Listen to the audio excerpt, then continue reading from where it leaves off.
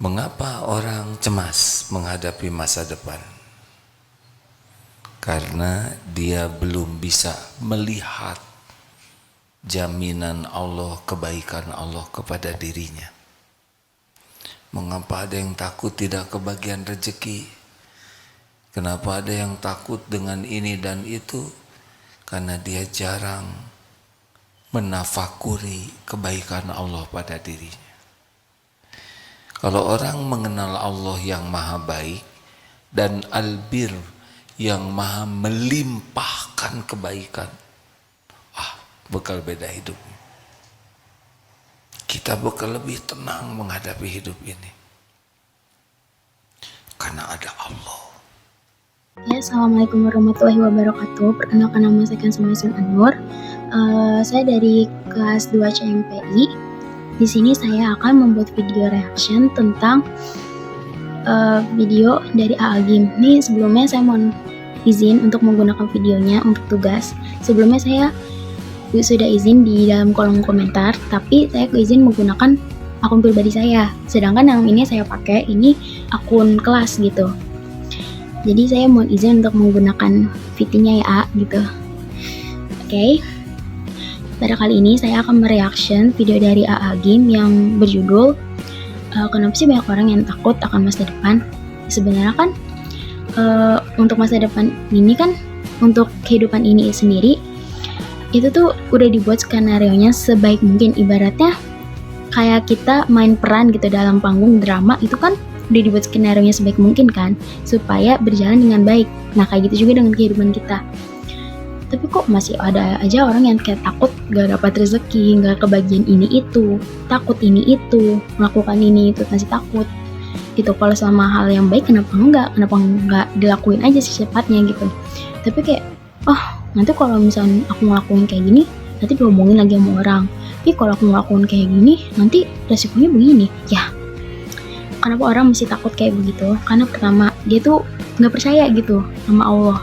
Maksudnya gimana? Iya, jadi tuh kayak dia tuh kayak bisa dibilang tuh negative thinking mulu gitu kerjaannya. Kayak misalnya ujian nih contohnya, udah belajar 2 hari 2 malam, tapi ternyata pas hari hanya ujian malah jadi negative thinking, kayak orang lain lebih pintar dari aku gitu, terus nanti nilai aku gimana ya, masih jelek, ya udah lah ya gitu. Nah justru kalau kayak gitu tuh, itu hal yang nggak boleh benar-benar dilakukan gitu. Tapi ya kita sebagai manusia pernah lah seperti itu, tapi seharusnya kita tuh harus bisa positive thinking. Yang penting kita udah ngerjain sebaik mungkin, kita sudah melakukan semaksimal mungkin persiapannya. Tapi ya itu kalau misalnya untuk hasil itu urusan belakangan. Maksudnya gimana ya, jadi itu udah urusan nama di atas. Semoga aja, berdoa aja semoga nilainya terbaik gitu.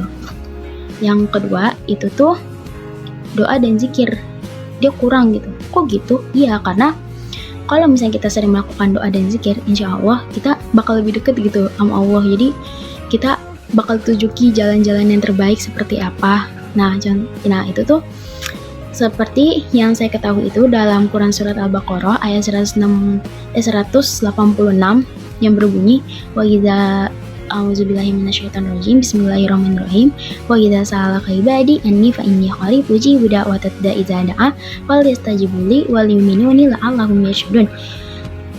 Dimaksud dari ayat ini sendiri itu bahwasanya kita tuh sebagai hamba-hambanya itu dekat sebenarnya sama Allah, tapi tinggal kitanya aja yang berdoa, dan insya Allah tuh kita bakal dikabulin doanya gitu. Dan juga selain kita berdoa, kita harus bisa mengikuti perintah-perintah yang Allah kasih gitu, dan juga menjauhi larangannya yang udah dilarang gitu. Jadi sebenarnya sih dengan kita berdoa dan berzikir juga itu bisa meningkatkan iman kita ya guys, seperti itu.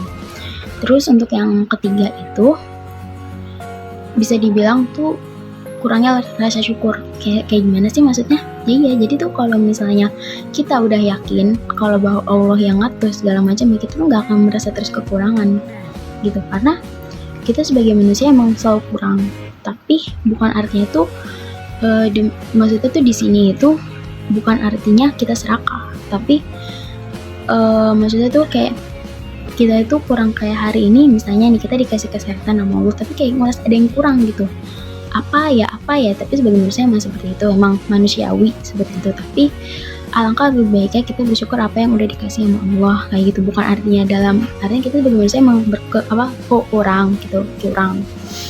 Kita bukan makhluk yang sempurna gitu. Maksudnya kayak gitu tuh masih ada kekurangannya. Tapi ya apa yang udah Allah kasih harusnya kita bisa terima gitu, maksudnya kita harus bisa menerima apa yang udah Allah kasih untuk saat ini. Insya Allah kalau misalnya kita udah bisa merasakan apa itu bersyukur, insya Allah bakal ditambah lagi rezekinya seperti itu. Sebenarnya sih masih banyak lagi gitu apa yang saya tangkap dari video beliau tuh lumayan agak banyak ya itu hikmahnya yang bisa saya tangkap. Tapi mungkin yang saya ketahui hanya segitu gitu. Oh ya, untuk yang bersyukur itu sebenarnya sih untuk di dalam Al-Quran sendiri udah banyak ya dijelaskan, apalagi yang kalau misalnya kita sering baca tuh Ar-Rahman, itu udah banyak banget tuh kayak nikmat apa lagi yang engkau dustakan gitu. Jadi kita sebagai manusia tuh harusnya udah bisa bersyukur gitu. Dengan bersyukur kita tuh udah bisa kayak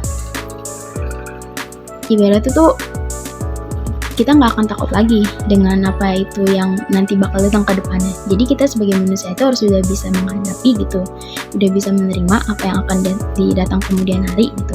Dan juga kita sebagai manusia sendiri harus bisa gitu melakukan yang terbaik gitu.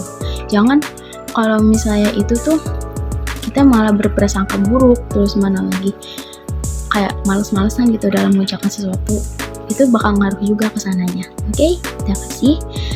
Sekian gitu dari Kansa, kurang lebihnya mohon maaf ya. Kansa sendiri nih kayak masih belajar gitu ya. Kansa masih belajar dan bisa dibilang banyak salahnya gitu. Ini mohon maaf banget ya gitu. Kansa masih belajar, kurang lebih mohon maaf banget sebanyak-banyaknya.